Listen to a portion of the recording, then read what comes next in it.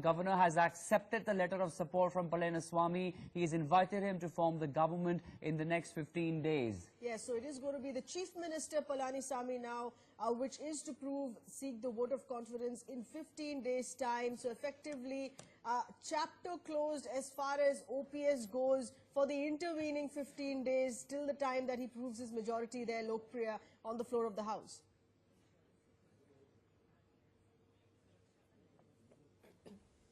It is official now. Edappadi K will be the Chief Minister of Tamil Nadu. The Governor Vidyasagar has accepted his letter electing him as the legislative party leader. He has the support of 124 MLAs. The Governor has asked Palaniswami to prove the majority in 15 days. We are hearing that the swearing-in ceremony will take place today at 4:30 p.m. at Raj Bhavan. It is going to be a low-key affair.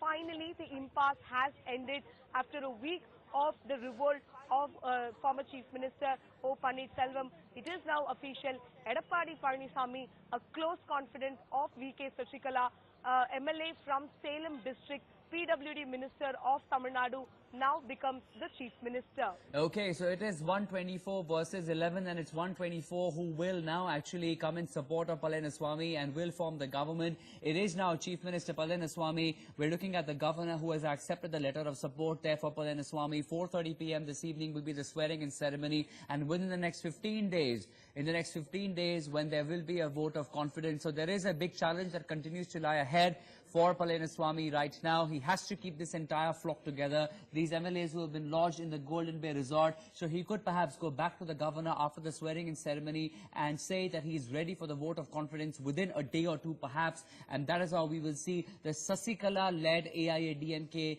will be forming the government. Let's try and take a listen into some inputs coming in.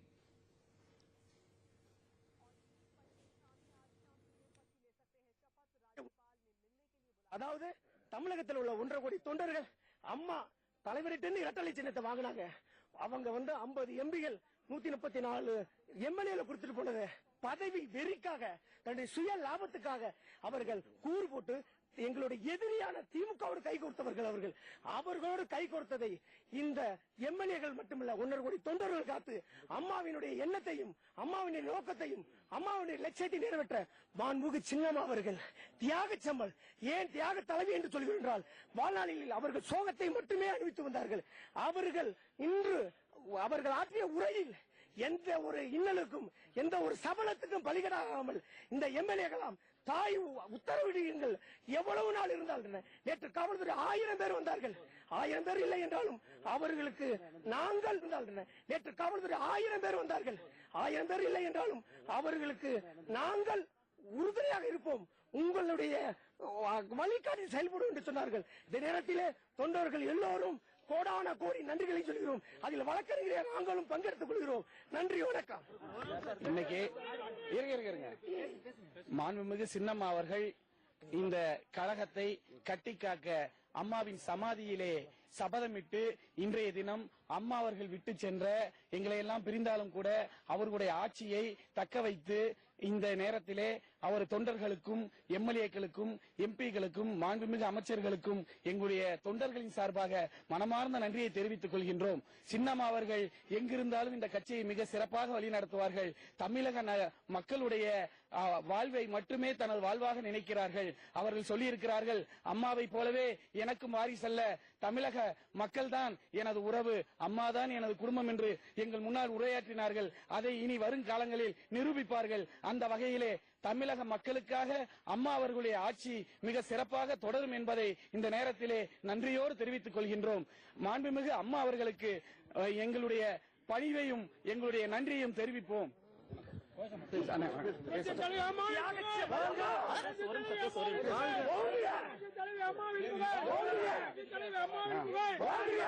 தடைகளை தகர்த்த சின்னம்மா, தடைகளை தகர்த்த சின்னம்மா, தடைகளை தகர்த்த சின்னம்மா, கட்டி காத்த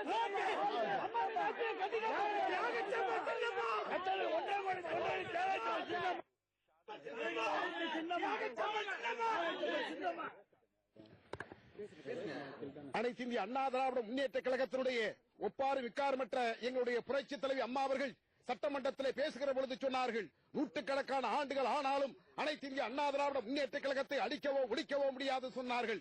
அந்த அடிப்படையில புரட்சி தலைவி அம்மா அவர்களுடைய எண்ணங்களை ஈடேற்றுகிற விதமாக தியாக செம்மலாக, தியாக தீபமாக, தியாக திலகமாக விளங்கிக் கொண்டிருக்கக்கூடிய எங்களுடைய சின்னம்மா அவர்களுடைய வழிகாட்டுதல் அடிப்படையில இன்றைக்கு அனைத்து இந்திய அண்ணா திராவிட முன்னேற்ற கழக ஆட்சி இன்றைக்கு மாண்புமிகு எடப்பாடி பழனிசாமி தலைமையில அமைந்த அழைத்திருக்கக்கூடிய ஆளுநர் அவர்களுக்கு இன்றைக்கு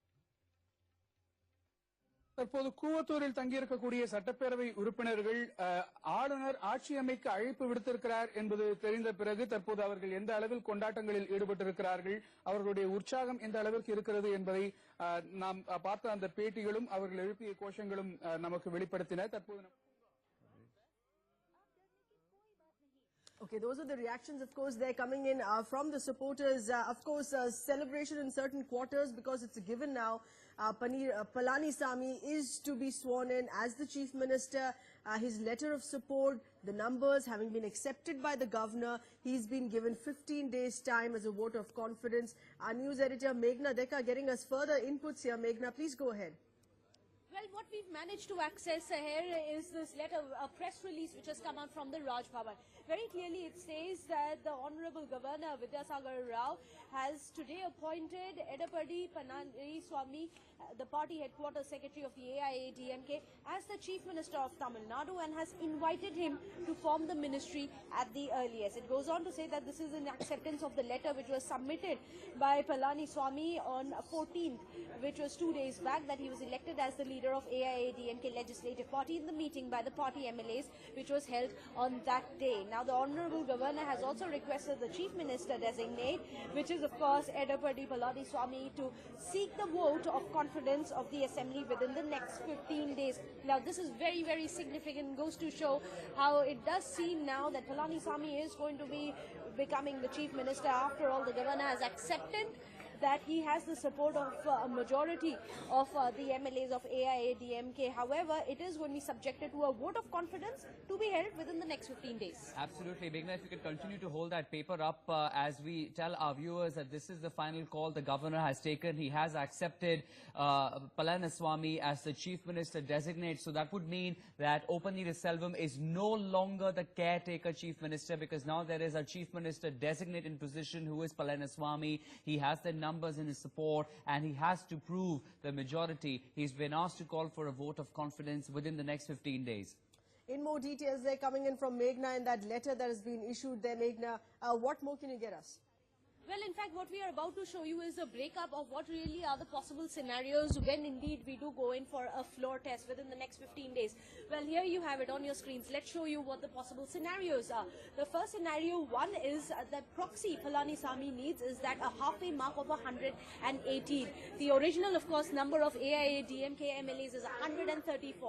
118 is what Palaniswami means, and he claims that he's got the support of 129. If that happens, then of course he is going to be elected and sworn in as the next Chief Minister. The second scenario is going to be what OPS possibly needs for this, and that is at least 95. Remember, otherwise an anti-defection law may be imposed against him, which is why OPS needs at least the support of 94 of AIADMK MLAs, and in addition to that, he will require the support to reach the 118 mark. That either comes from his own party or perhaps from other parties who may be giving him outside support. The third scenario, which is, and now this is quite interesting, OPS is going to be defeating Palaniswami. For that, he requires at least the yellow bid. That is what Palaniswami is claiming, that he's got 129. So the rest of it, which is 23 if OPS manages to get 23 of the AIADMK MPs, and of course the original number of the 134, if this is the possibility that only OPS would be managing to take away with him only 23 of them. Of course, OPS all along has been maintaining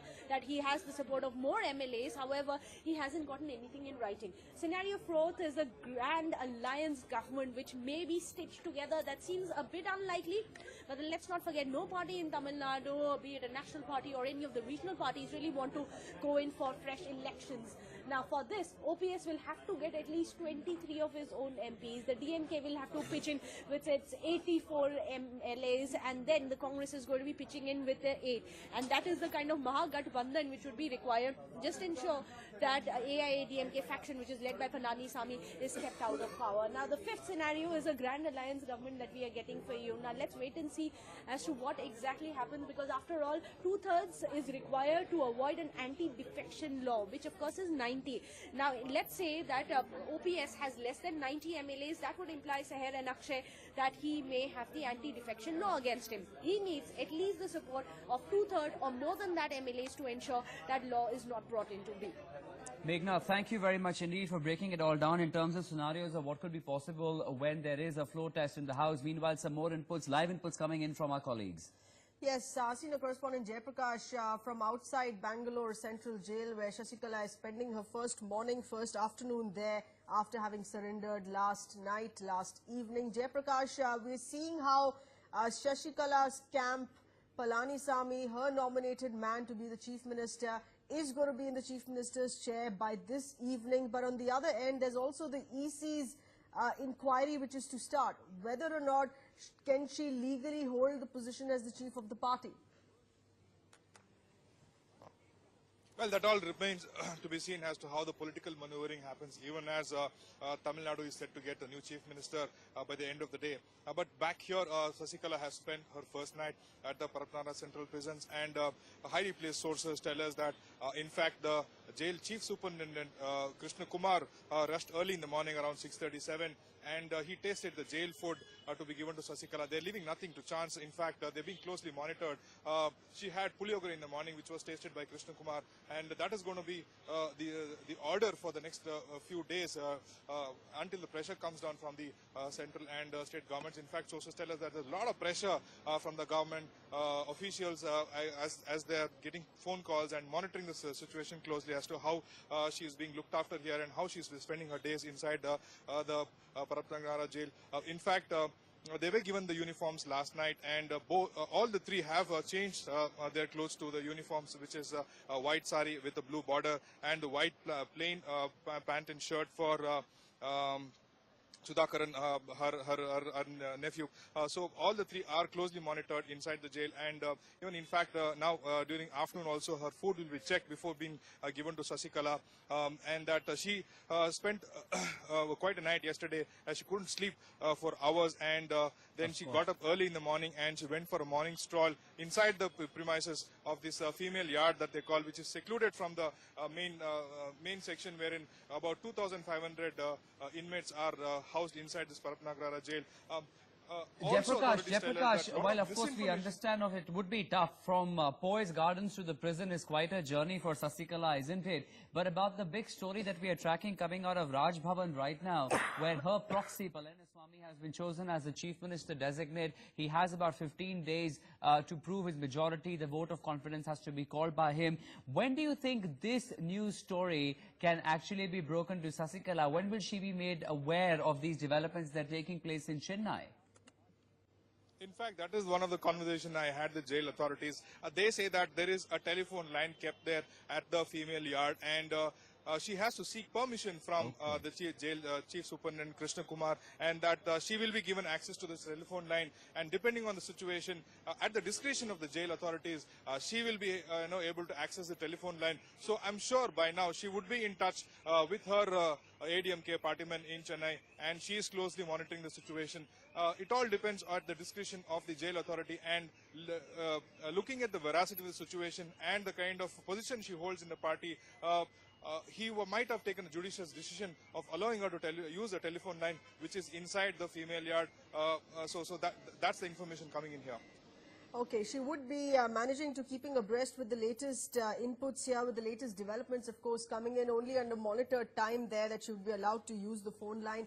But nevertheless, at the end of the day, Jayaprakash, this does mean a huge victory for Shasikala as well, indirectly. It is her nominated man, Palaniswami, her set of supporters there who are going to go ahead, being sworn in there as the chief minister, and 15 days time given to prove majority in that vote of confidence.